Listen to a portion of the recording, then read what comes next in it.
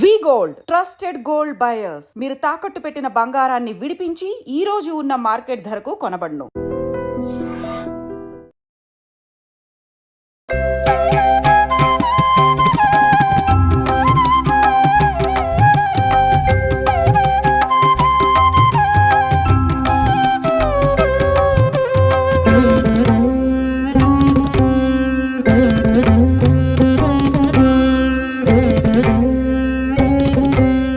నమస్కారం, welcome to I dream. మన సంస్కృతి కార్యక్రమానికి స్వాగతం. నేను మీ విజిత.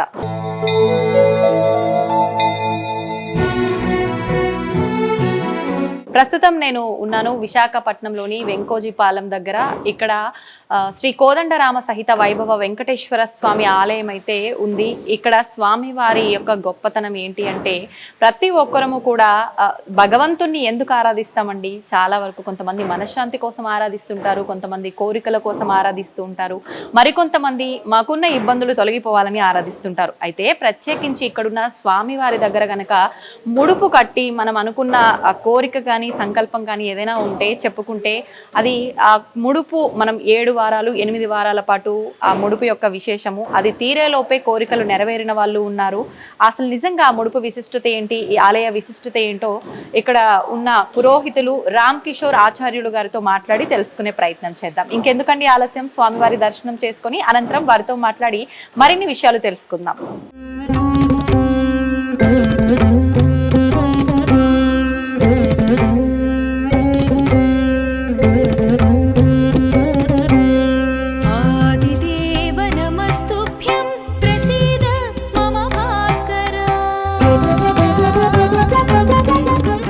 నమస్కారం అండి. నిజంగా స్వామివారిని చూస్తే చాలా చక్కగా, నాకు ఇందాక నమస్కారం చేసుకుంటుంటే అనిపించింది స్వామివారి నా సైడ్ చూసి నవ్వుతున్నారా అన్నట్టుగా. నిజంగా చాలా నీట్గా స్వామివారి అలంకరణ అదంతా కూడా చాలా చక్కగా చేస్తున్నారు. స్వామివారి పైన మీకున్న భక్తి అనేది అలంకరణలోనే తెలిసిపోతుంది. మామూలుగా అసలు ఆలయం గురించి తెలుసుకోవాలి మేము అనంటే ఏంటండి, ఆలయ విశిష్టత ఏంటి, ఆలయ నిర్మాణం ఎప్పుడు జరిగింది, అదంతా కూడా మా ప్రేక్షకుల కోసం తెలియజేయండి. ఇది వచ్చేటప్పటికే అమ్మ విశాఖపట్నంలో కొత్త వెంకోజీపాలెం. ఇది ఈ కొత్త వెంకోజీపాలెంలో ఉన్న ఆలయం అన్నమాట. అయితే 1995లో రామాలయం ప్రతిష్ట అయింది. ఈ మన స్వామివారి పక్కనే రామాలయం ప్రతిష్ట. సో అప్పటి నుంచి రామాలయం ఉంది. 2022 మే స్వామివారిని ప్రతిష్ఠించడం జరిగింది. అంటే ఈ ప్రతిష్టలో ఉన్న విశేషం ఏంటంటే, ఇక్కడ ఈ కొత్త వెంకోజీపాలెం అనే అంటే ఈ గ్రామ పంచాయతీ కింద వస్తుంది. సో ఇక్కడ దీంట్లో ఏంటంటే ఇంచుమించు ఒక 300-400 ఇళ్ళు ఉంటాయి. వారందరూ కూడా ప్రతి ఒక్కరూ కూడా ప్రతి ఇంటి నుంచి డబ్బులు వేసుకుని స్వామివారిని ప్రతిష్ఠించుకుని 108 డేస్, అంటే శంకుస్థాపన చేసిన 108th రోజే స్వామివారి ప్రతిష్ఠ చేశారు. అంటే అలా అనుకోకుండా 108 డేస్ కలిసి వచ్చింది. కాకపోతే అంటే ఇక్కడ వెంకటేశ్వర స్వామి వారి ఆలయం లేదు, కొంచెం దూరంలో ఉన్నాయి, అటు కానీ ఇటు కానీ. అయితే వీరందరూ కూడా ఈ యొక్క గ్రామ పంచాయతీకి ఏంటంటే చాలా ఆలయాలు ఉన్నాయి కానీ స్వామివారు లేరు. సో దానివల్ల ఏంటంటే ప్రతి ఒక్కరూ ఈ యొక్క స్వామివారి యొక్క ప్రతిష్టలో పాల్గొనాలనే ఉద్దేశంతో అందరూ ఇంటింటి నుంచి ప్రతి ఒక్కరూ ఎంత అని లేదు, వాళ్ళు సొంతంగా వేసుకుని శుభ్రంగా స్వామివారిని చాలా సంతోషంగా ప్రతిష్ఠించారు. అప్పుడు ఆ ప్రతిష్ఠ నుంచి స్వామివారు మరియు రాముల వారి యొక్క సేవకుడిగా నేనే అర్చకత్వం వహిస్తున్నాను ఇక్కడ. అప్పటి నుంచి కూడా 2022 మేలో ప్రతిష్ఠ అయిందనమాట. అప్పటి నుంచి కూడా చాలా విశేషమైన పూజలు, అంటే ప్రతి శనివారం ఉదయం విశేషమైన అర్చనలు ఉంటాయి. లోపల స్వామివారు ఉన్నారు కదా, భోగ పెరుమాళ్ళు, ఆ స్వామివారిని బయట పెడతాం. అంటే భక్తులకి ఎలా ఉంటుందంటే వాళ్ళ చేతులతో ముట్టుకుని సంతోషంగా అభిషేకం చేసుకోవాలి. సో అభిషేకం చేసుకుంటారు. దాని తర్వాత మళ్ళీ ఓన్లీ సాటర్డేస్. సో అప్పుడు శుభ్రంగా వాళ్ళు అభిషేకం చేసుకున్న తర్వాత అర్చన చేస్తాం. ప్రతి శనివారం సాయంత్రం 7 అయ్యేసప్పటికల్లా స్వామివారికి విశేషమైన సప్తహారతులు ఇస్తాం. అంటే ఏకహారతి, కుంభహారతి, గరుడ హారతి, నామహారతి, శంఖహారతి, చక్రహారతి, ఇలాగా మొత్తం నక్షత్రహారతి. ఈ హారతులన్నీ కూడా స్వామివారికి ప్రతి శనివారం నాడు 7 గంటలకి చాలా విశేషంగా ఇస్తాం.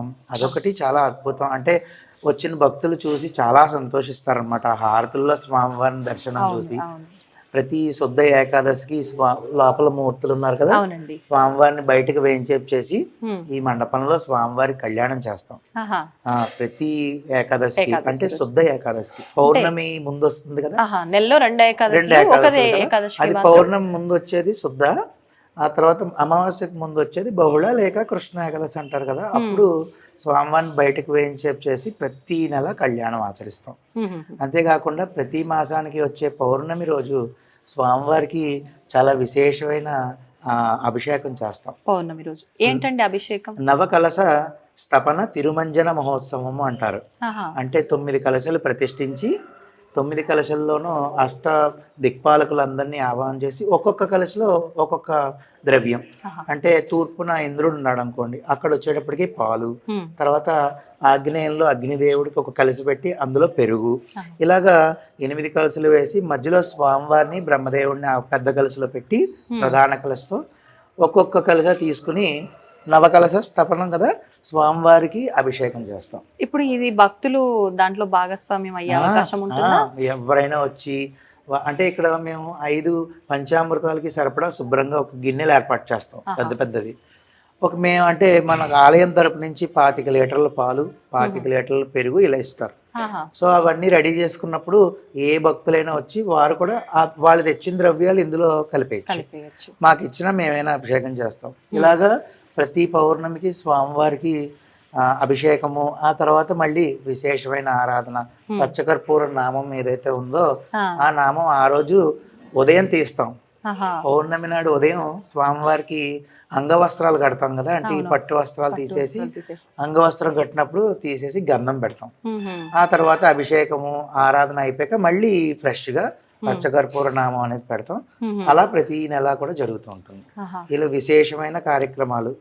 అంతేకాకుండా మళ్ళీ మే నెలలో వచ్చేటప్పటికి స్వామివారికి ప్రతిష్ట కదండి, ఆ రోజు వార్షిక మహోత్సవాలు కూడా చాలా విశేషంగా జరుగుతాయి. ఆ రోజున ప్రత్యేకమైన పూజలు ఏమైనా జరుగుతాయి? ప్రత్యేకంగా స్వామివారికి సంవత్సరం తరపున చేయవలసినవి ఏమైనా ఉంటే ఆ హోమాలు ఆచరించడము. అంతేకాకుండా 108 కలశలు అష్టోత్తర కలశ అభిషేకం అనమాట. 108 కలశలు పెట్టి ఆ కలశలో ఇందాక చెప్పిన ద్రవ్యాలన్నీ ఒక్కొక్క భాగంగా విడదీసి వేసి స్వామివారికి అవన్నీ అభిషేకం. ఆ తర్వాత సాయంత్రం చాలా అద్భుతంగా కళ్యాణం, ఈ విశేషమైన కార్యక్రమాలన్నీ జరుగుతాయి. ఓకే, అయితే ప్రత్యేకించి భక్తులు ఆలయానికి వచ్చేది కొంతమంది మనశ్శాంతి కోసం వస్తారు, కొంతమంది ఏదో ఇబ్బందులు ఉన్నాయి తొలగిపోవాలని వస్తారు, కొంతమంది నాకు ఒక కోరిక ఉంది, ఆ కోరిక నీతో చెప్పుకుంటే నెరవేరుతుంది స్వామి అని వస్తారు. ప్రత్యేకించి ఒక్కొక్క ఆలయానికి ఒక్కొక్క గుర్తింపు ఉంటుందండి. ఆ స్వామివారి దగ్గరికి వెళ్తే ఈ కోరిక కోరుకుంటే వెంటనే నెరవేరింది అని చెప్పి, లేదు అంటే ఈ ముడుపు కట్టాను నెరవేరింది అని చెప్పి, ఇలా విశేషం ఉంటుంది. అక్కడ అలాంటిది ఇక్కడ ఏదైనా విశేషం ఉందంటారా? అంటే ఈ ఆలయంకి నేను మీతో చెప్పినట్టు ప్రతిష్ఠ అయినప్పుడు నేను ఒక చోట నుంచి ఇక్కడికి రావాలమ్మా, స్వామివారి ముందే విన్నవిస్తున్నాను. అయితే అక్కడి నుంచి రావడం చాలా ఇబ్బందికరంగా మారిపోయింది, నన్ను వదలట్లే. అంటే మీరు ఇక్కడ నుంచి వెళ్ళడానికి వీల్లేదండి అని కూర్చున్నారు. అది కాస్త చాలా ఇబ్బందికరం అయిపోయింది నాకు. ఎందుకో ఇక్కడికి రావాలని స్వామి సంకల్పం అనుకోండి. అప్పుడు మొదటిసారి నేను ఇప్పుడు చాలా మందికి నేను ముడుపు కడతాను. సో అదే విధానంగా స్వామివారికి నేను ముడుపు కట్టాను. అంటే మీరే స్వయం కట్టేసి అది కొంచెం చాలా ఇబ్బందికరమైన పరిస్థితి, వివరంగా చెప్పలేను కానీ. కాబట్టి ఎంత అంటే ఒక్క 2-3 రోజుల్లో స్వామివారు నాకు, అంటే ఒకటమ్మా ఇందులోనూ ఇలా కట్టానండి అయిపోయింది లేదంటే అవ్వలేదు అనేది ఎప్పుడు కూడా ఒకటే చెప్తాను, నమ్మకం ఉండాలి, త్రికరణ శుద్ధిగా ఉండాలి. అలాగ నేను ముడుపు కట్టేటప్పటికి నాకు ఆ పని అయ్యింది. 2-3 నెలలు గడిచిన తర్వాత నాకు మనసులో ఒక స్ఫురణ వచ్చింది. ఇది కూడా మన ఊరు వాళ్ళకి చెప్తే ఏమైనా అంటే వారిలో ఉన్న త్రికరణ శుద్ధిని చూసో కర్మ ఫలాల వల్ల పని అవుతుంది కదా అనే ఉద్దేశంతో నేను అప్పటి నుంచి ముడుపు చెప్పడం మొదలైంది. ఈ రోజున అది గురువారం కడితే గురుబలం ఉంటుంది అని మా పెద్దలు చెప్పడంతో ప్రతి గురువారం ఉదయం 8 గంటల నుంచి ముడుపు కడతాం. ఈ రోజున ఏంటంటే వివాహం కాని వాళ్ళకి వివాహం, మొన్న గోదా కళ్యాణం, ధనుర్మాసంలో గోదా కళ్యాణం అయిన వారికి కూడా అంటే వివాహంకి కావాల్సిన ఏంటంటే విశేషంగా గోదా కళ్యాణం చేయించుకుంటాం ధనుర్మాస వ్రతం ఆఖరిలో. సో అది అప్పుడు కూర్చున్న వాళ్ళు, ముడుపు కట్టిన వాళ్ళు, వివాహం దగ్గర నుంచి, తర్వాత అమెరికాలో ఉద్యోగం దగ్గర నుంచి, మొన్న నేను నా దాంట్లో నేను పెట్టడం జరిగింది. అమెరికాలో వారి అమ్మాయి ఉంటుంది. వాళ్ళ తల్లిదండ్రులు ఇక్కడ కట్టారు. ఆ అమ్మాయికి అమెరికా గవర్నమెంట్లో ఉద్యోగం వచ్చింది. అంతేకాకుండా వివాహం చాలా అంటే కొన్ని ఇబ్బందులు కలిగే పరిస్థితుల్లో వివాహం అవ్వడం చాలా ఇబ్బంది. అంగవైకల్యం అనుకోండి, అటువంటి వారికి కూడా వివాహం అయింది. సెంట్రల్ గవర్నమెంట్ రైల్వే జాబ్ వచ్చింది. అంటే ఒకటి అని కాదండి, నాకు అప్పుడు అనిపించింది అనమాట. అంటే ఎంతమంది ఇన్ని రకాలుగా స్వామివారి కోరిక తీరుస్తున్నారు. మీరు అన్నట్టు ఇందాక మొదట్లో అన్నట్టు ఆయన ఒక్కొక్కసారి ఒక్కొక్కలాగా అనిపిస్తూ ఉంటారు. అప్పుడు నాకు అంటే మనం చూసిన అంటే మనసు యొక్క ప్రేరణ ఉంటుంది చూసారా, దాని ప్రకారం ఎప్పుడు చూడు అలా నవ్వుతూనే ఉంటారు. చెప్తుంటారండి భక్తులు వచ్చినప్పుడు, నాకు ఇలా అనిపించింది, చాలా మంది చెప్పారు. ఒక్కొక్కరైతే నాకు స్వామివారి మొహంలో హనుమంతుడు కనబడతారు. అంటే వారి యొక్క భావన అంటే యద్భావం తద్భవతి అన్నట్టు. కాబట్టి ఈ ముడుపులు మీరు చూడొచ్చు, ఇక్కడ ఉంటాయండి. ఇక్కడ నేను మీకు చూపిస్తాను. అయితే ప్రతి గురువారం ఉదయం 8 గంటలకి మనం ఈ యొక్క ముడుపు నేను కడతాను దగ్గరుండి. అంటే మీకు సంకల్పం చెప్పి ముడుపులోని సామాన్లన్నీ మీ చేత వేయించి ఆ యొక్క ముడుపు తీసుకొచ్చి నేను స్వామివారికి మీ కోరిక చెప్తాను.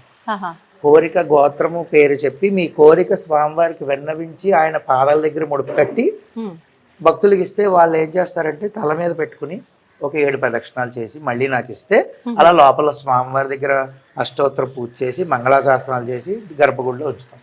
మళ్ళీ శనివారం వచ్చినప్పటికీ బయటకి ఇస్తూ ఉంటాం అనమాట. అలాగా 7 వారాలు చేయాలండి. అంటే వాళ్ళ 7 వారాలు ఆలయానికి రావాల్సి ఉంటుందా అండి? ఆడవారికి ఒక వారం, ఒక రోజు పర్వాలేదు, ఒక వారం పర్వాలేదు, అది స్వామికి ఇదే కాబట్టి ఒక వారం తప్పిన మగవారు మాత్రం ఖచ్చితంగా రావాలి. అంటే మగవారు కూడా కట్టొచ్చు ఈ ముడుపులు? అయ్యో సంతోషంగానమ్మా, ఎవరైనా కట్టొచ్చు. మామూలుగా ఈ పూజలు ముడుపులు ఇలాంటివి అంటే ఎక్కువగా ఆడవాళ్ళే ముందుంటారు కదా, అది శాతం ఎక్కువ. అవును, కానీ మగవారి శాతం వాళ్ళు ఉద్యోగం ఇంట్లో ఉంటారు కదా పాప, ఇంట్లో ఉన్న ఆడవారు అందరూ చూస్తారు. మగవారు కూడా సతీ సమేతంగా వచ్చి బోళ్ళంత మంది దంపతులుగా ముడుపు కట్టున్నారు. సో అలాగే 7 వారాలు రావాలి. ఒక వారం వడ్డీ వారం కింద ఒక వారం ఎక్స్ట్రా 8 వారాలు రావాలి. ఈ లోపలనే నిన్న 2 చెప్పెళ్ళారు నాకు. ఒకరికి పాపం చదువుకి విదేశీయానికి వెళ్తుంటే లోన్ శాంక్షన్ అవ్వలేదని కట్టారు.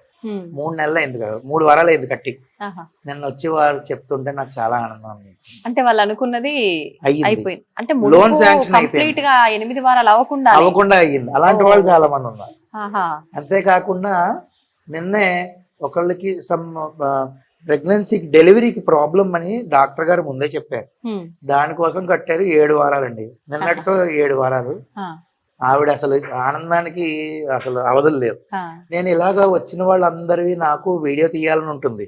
అంటే అడిగి తీయించుకోవడం ఎందుకులే అన్న ఫీలింగ్ తో ఉంటాను, కానీ ఏదో మనం చెప్పుకున్నట్టు ఉండకూడదు, వారు భక్తులు చెప్పుకునే వస్తున్నారు అని. నిన్న మాత్రం ఆవిడ ఒక వీడియో, ఏమో ఎంత సంతోషపడిపోతున్నారు కదా, ఒక చిన్న వీడియో తీనా అంటే, నా వల్ల 10 మందికి తెలిస్తే సంతోషమే కదా, తీయండి అంటే వీడియో తీసాను. అలాగా ఒక్కొక్కరికి ఒక్కొక్క విధంగా. చాలా మందికి ముడుపు కట్టి 8 వారాలు అయిపోయిన తర్వాత 3 నెలలకి 6 నెలలకు కూడా రిజల్ట్ వచ్చింది. అంటే అది వాళ్ళు చేసుకున్న కర్మను బట్టి ఆలస్యం అవుతుంది అంటారా? చాలా కరెక్ట్ గా చెప్పారు. కొన్ని కర్మ ఫలితాలు ఉండడం వల్ల ఇప్పుడు మనం ఎంత చేసినా ఆ ఫలితం అయితే అక్కడికి పోదు, కానీ కర్మలు తగ్గుకుంటూ వస్తాయి. సో అది కొంచెం సమయం తీసుకోవచ్చు. సో ఆ విధంగా స్వామివారికి ఇక్కడ ఇంచుమించుగా ఒక మాటలో చెప్పాలంటే ముడుపుల వెంకన్న అని పేరు పెట్టుకున్నారు. భక్తులు ముడుపుల వెంకన్న అని పేరు పెట్టుకున్నారు. మేము ఎప్పుడు కూడా గోవిందనామ స్మరణ శనివారాలు చేసినప్పుడు ముడుపుల వెంకన్న వరద గోవింద అని చేసుకుంటాం. అదే విధంగా స్వామివారు ఎంతమంది ఏ విధంగా వచ్చినా సరే వచ్చి అలా మీరు ఇందాక అన్నట్టు మనశ్శాంతిగా కూర్చుంటారు. ఆయన్ని చూస్తూ ఉంటారు కొంతమంది.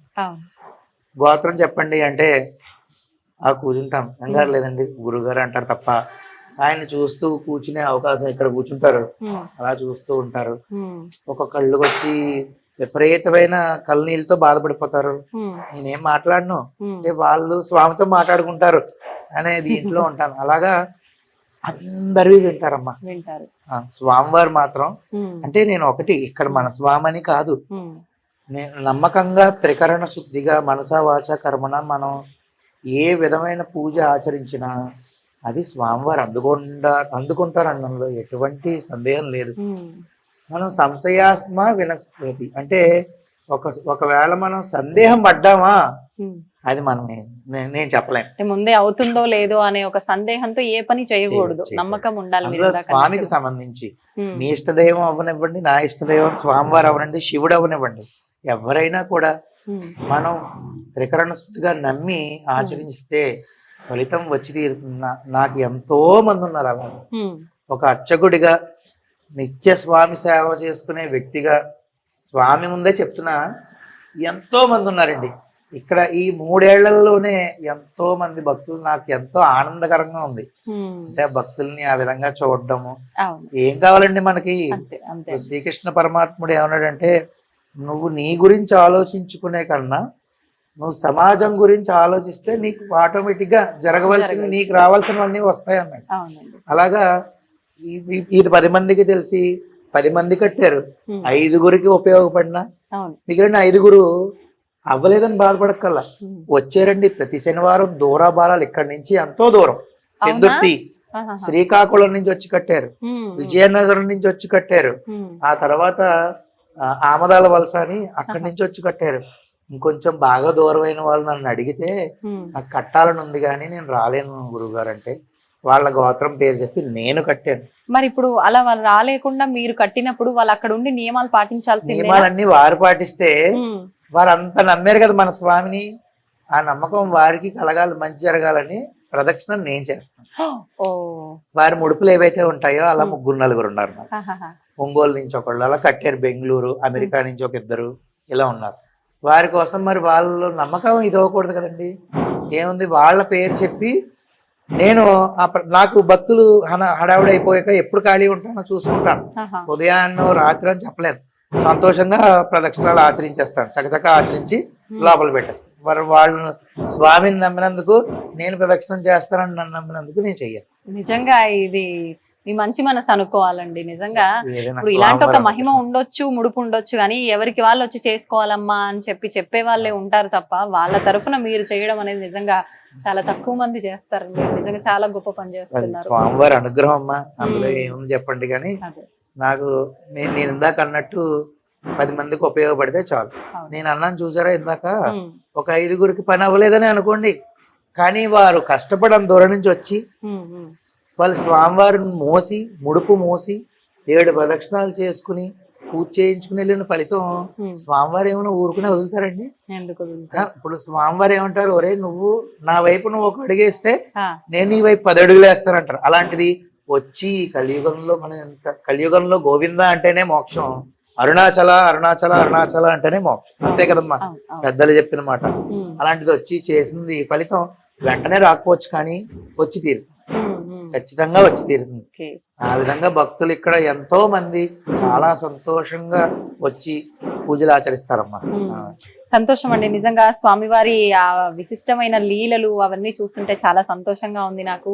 మనకు పక్కనే రాముల వారు కూడా ఉన్నారని చెప్పారు కదా, ఆయన గురించి ఒక 2 మాటలు. రాముల వారిని 95లో ప్రతిష్ఠించడం జరిగింది. 1995లో ప్రతిష్ఠించారు. సో అప్పటి నుంచి కూడా ఈ గ్రామం యొక్క పెద్దలు ఎవరైతే ఉన్నారో వారందరూ పూనుకుని ఇప్పుడులాగే స్వామిలాగే రాముల వారు ఉండాలి, మీకు తెలియదే ఉంది, సందులకి స్వామివారు ఉండాలని ప్రతిష్ఠించడం జరిగింది. అప్పటి నుంచి కూడా చాలా విశేషంగా ప్రతి బుధవారం పూజలు అవుతాయి. అదే కాకుండా శ్రీరామనవమి మాత్రం చాలా, అసలు ఈ ఊరంతా మీరు చూసారు కదా, ఊరంతా ఇక్కడే ఉంటారు. ఎందుకంటే ఇంకా ప్లేస్ కూడా సరిపోదు. స్వామివారికి అంగరంగ వైభవంగా కళ్యాణం చేస్తారు.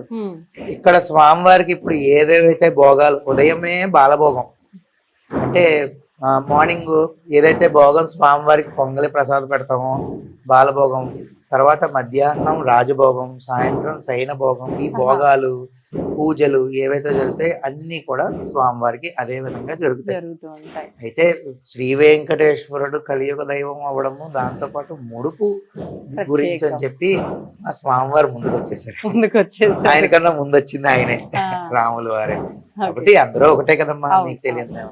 కాబట్టి ఆ విధంగా రాముల వారికి కూడా విశేషమైన అలంకారాలు, నిత్యార్చనలు జరుగుతూ ఉంటాయి.